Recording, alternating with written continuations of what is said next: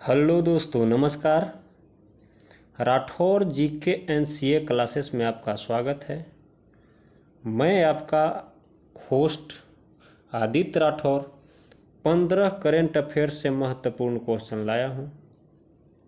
आज का पहला प्रश्न है, हाल ही में भारत को ब्रह्मोस मिसाइल के लिए किस देश से पहला ऑर्डर मिला है? Philippines, Sri Lanka, Nepal, Japan. इसका फिलीपींस सही हो जाएगा। यह 37.49 करोड़ के एक समझौते पर दस्तखत हुआ है, जिसके तहत चीन के साथ अपने इलाकाई टकराव में मनीला के अपनी रक्षा को मजबूत करने की योजना के तहत ब्रह्मोस के तट आधारित supersonic cruise missile system supply किए जाएंगे। ब्रह्मोस मिसाइल जिसका ऑर्डर हुआ है वह 290 किलोमीटर उसका रेंज है। दोस्तों, जीवन में हमेशा ही अपने एक लक्ष्य निर्धारित कीजिए और हमेशा ही अपनी दृष्टि को उस लक्ष्य पे बनाए रखिए, तभी जीवन में लक्ष्य की प्राप्ति होगी।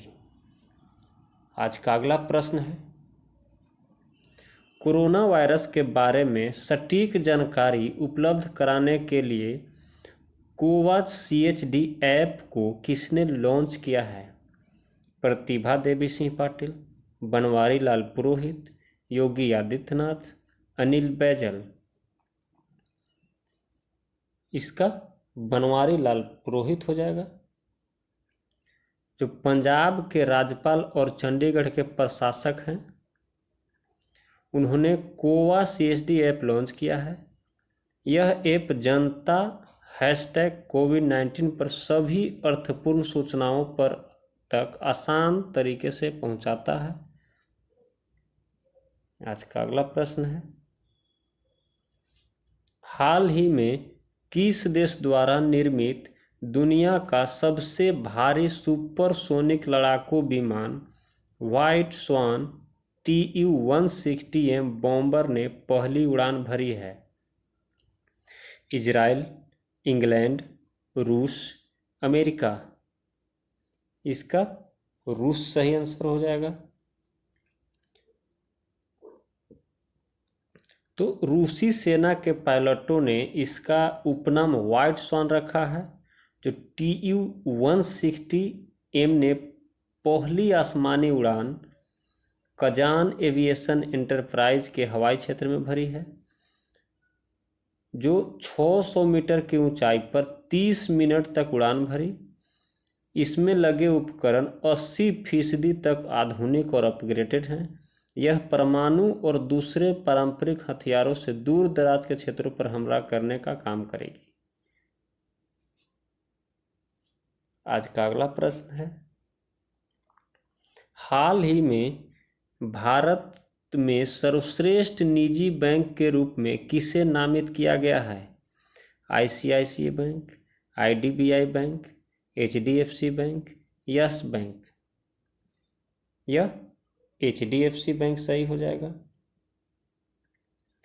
तो यह ग्लोबल प्राइवेट बैंकिंग अवार्ड 2021 में भारत में सर्वश्रेष्ठ निजी बैंक के रूप में नामित किया गया था, जिसे एक आभासी समारोह में व्यावसायिक धन प्रबंधन द्वारा आयोजित किया गया था। PWM एक धन प्रबंधक पत्रिका है, जिसे फाइनेंशियल टाइम्स ग्रुप द्वारा प्रकाशित किया जाता है। यह पुरस्कार पर्यावरण, सामाजिक और शासन रणनीतियों में डिजिटलीकरण, संचार और निवेश सहित प्रमुख रुझानों में तेजी लाने में योगदान देता है। आज का अगला प्रश्न है, हाल ही में किस राज्य सरकार ने नई नर्सिंग नीति को मंजूरी दी है? उत्तराखंड, बिहार, असम, हरियाणा। इसका हरियाणा सही हो जाएगा। जो 1 जनवरी से लागू हो गई है। इस नीति के तहत नर्सिंग कॉलेज के पास 100 बेड का अपना अस्पताल होना चाहिए, या नर्सिंग कॉलेज की 10 किलोमीटर की परिधि में कॉलेज NBH अस्पताल से मान्यता प्राप्त होना चाहिए। इसके अलावा मान्यता प्राप्त नर्सिंग कॉलेजों में पढ़ने वाले छात्रों की बायोमेट्रिक उपस्थिति का प्रावधान भी होना चाहिए। इस जानकारी को स्वास्थ्य मंत्री अनिल विज ने दिया था।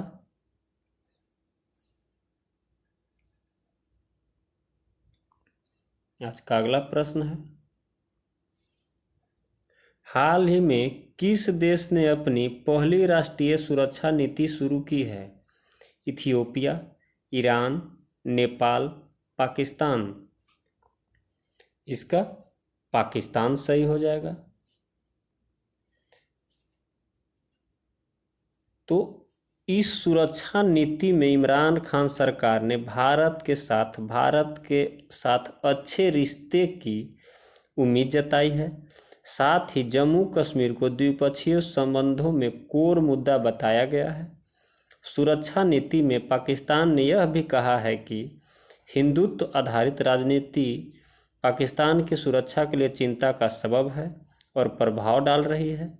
इस सुरक्षा नीति में भारत और कश्मीर का कई बार जिक्र किया गया है। पाकिस्तान ने कहा कि कश्मीर मुद्दे का एक न्यायपूर्ण और शांतिपूर्ण समाधान होने तक यह हमारे द्विपक्षीय रिश्तों का आधार बना रहेगा। इस दस्तावेज में चीन के साथ अच्छे रिश्ते करने पर भी जोर दिया गया है। उसने चाइना पाकिस्तान इकोनॉमिक कॉरिडोर को पाकिस्तान के लिए राष्ट्रीय महत्व का प्रोजेक्ट बताया है। आज का अगला प्रश्न है, हाल ही में भारत और किस देश के बीच दिल्ली में मुक्त व्यापार वार्ता शुरू हुई है? Britain, Sweden, Australia, Brazil. इसका ब्रिटेन सही हो जाएगा।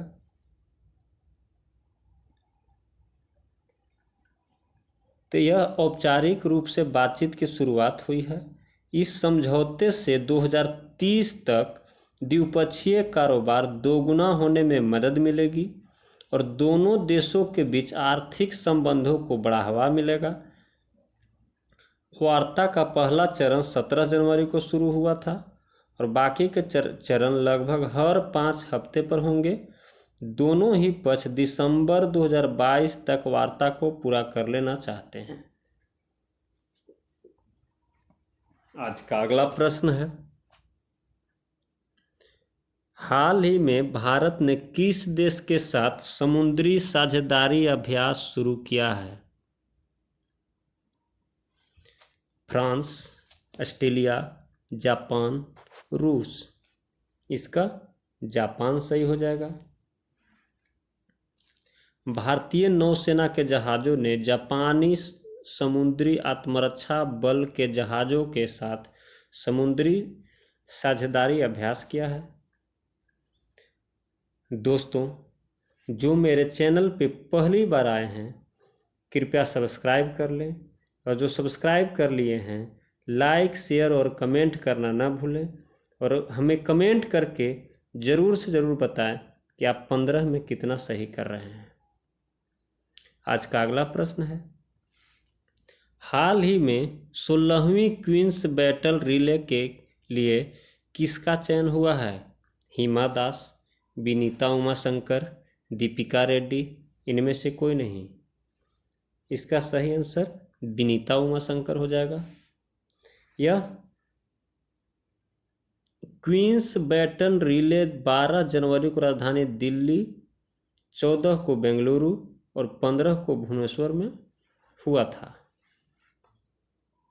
चलिए आज का अगला प्रश्न है, हाल ही में बांग्लादेश स्वतंत्रता दिवस कब मनाया गया है? 18 मार्च, 10 मार्च, 22 मार्च, 26 मार्च। इसका सही आंसर 26 मार्च हो जाएगा। अब 18 मार्च आया है तो आयुध निर्माणी दिवस मनाया जाता है। 10 मार्च है तो CISF का स्थापना दिवस मनाया जाता है। 12 मार्च हो गया तो 12 मार्च को दांडी कूच दिवस मनाया जाता है, जो दांडी मार्च हुआ था। आज का अगला प्रश्न है,